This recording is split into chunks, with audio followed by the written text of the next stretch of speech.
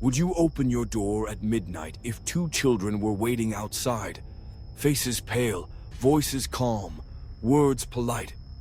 At first, you might feel pity, but then your eyes adjust and the pity freezes in your chest because their eyes are wrong, not human, not white and brown or blue, just black, endless, soulless black.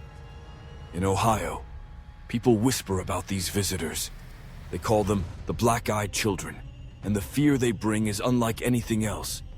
The pattern repeats across towns, highways, and neighborhoods. A knock at the door. A figure just beyond the porch light. Their words sound rehearsed, as if copied from a script. "May we come in? Our phone is dead. Our mother will worry." Politeness that feels more like a trick. And when they lift their heads, their eyes devour the light. Witnesses describe a silence so heavy it presses against the skin, as if the world itself holds its breath. The earliest whispers in Ohio date back to the 1970s. One icy night near Columbus, a couple drove home along a lonely stretch of road. They spotted two children walking the shoulder, shivering in thin jackets. The husband slowed, lowering his window. The boy stepped closer, his voice flat. "We need to get in your car. Please, let us in." The wife touched her husband's arm, and in the beam of the headlights, the truth came clear. Their eyes reflected nothing, voids as black as tar. Panic surged, tires spat snow as the car roared away. In the mirror, there were no children, only darkness.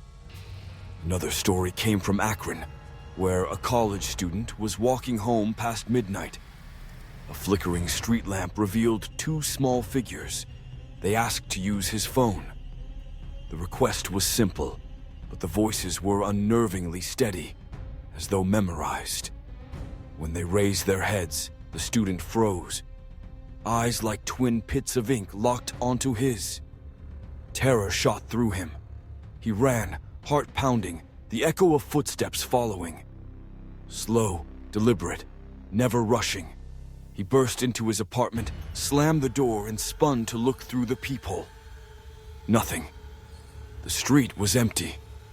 Then came the story that anchored the legend in Cleveland during the 1980s.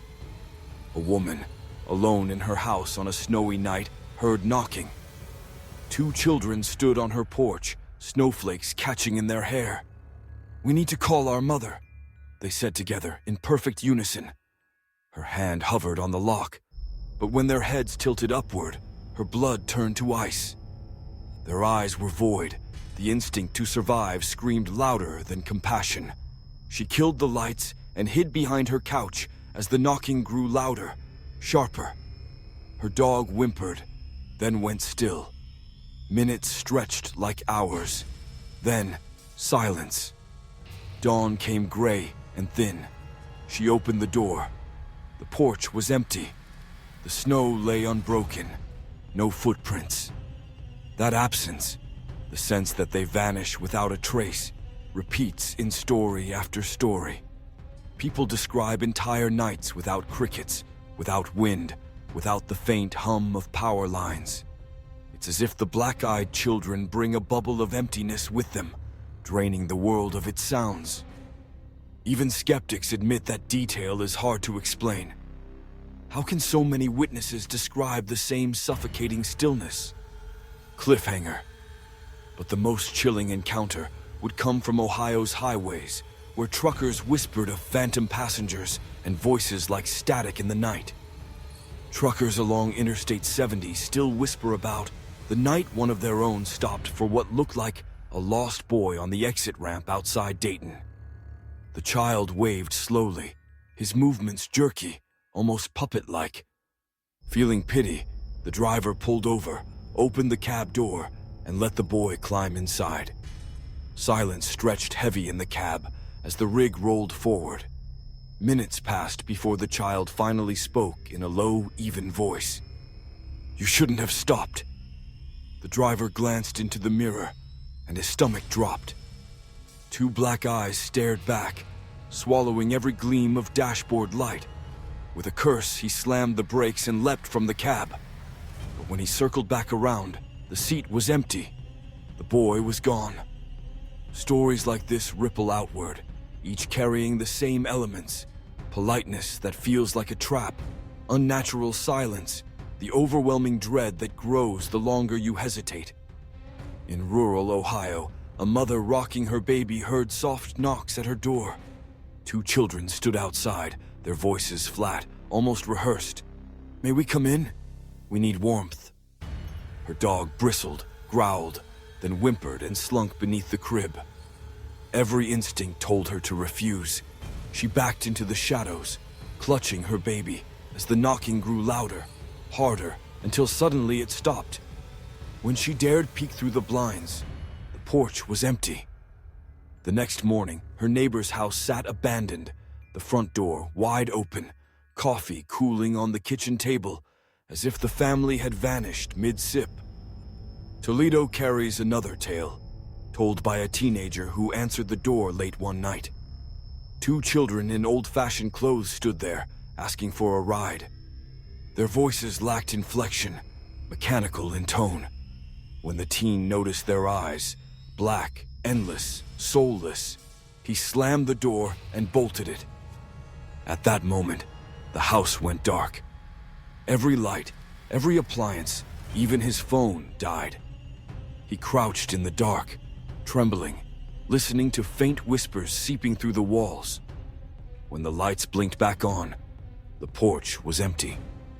The pattern stretches across Ohio's cities and rural towns, always polite, always insistent, always waiting for you to invite them in, never forcing their way, but never leaving until fear breaks your will. Animals panic, electronics fail, and above all, the air grows thick and dead, as though time itself pauses. What are they? Some say they are the restless spirits of children who died tragically, their black eyes a symbol of endless mourning. To let them in, believers warn, is to let despair itself inside your home. Others insist they are demons. Folklore across cultures tells of spirits bound by rules, creatures that cannot cross thresholds without permission. Their politeness is not courtesy, it is necessity. Refuse, and you may endure a night of terror. Accept, and you may never wake again. But another group believes the answer lies in the stars. Abduction survivors often describe beings with solid black eyes. Missing time, strange lights, and failing electronics echo the pattern of UFO encounters. Could the black-eyed children be alien hybrids, using innocence as disguise, testing humanity's fear? Cliffhanger. Skeptics scoff at these ideas, but the stories refuse to die. And when modern witnesses describe the same pale faces at their doors, the same hollow eyes in the dark, the legend only grows darker.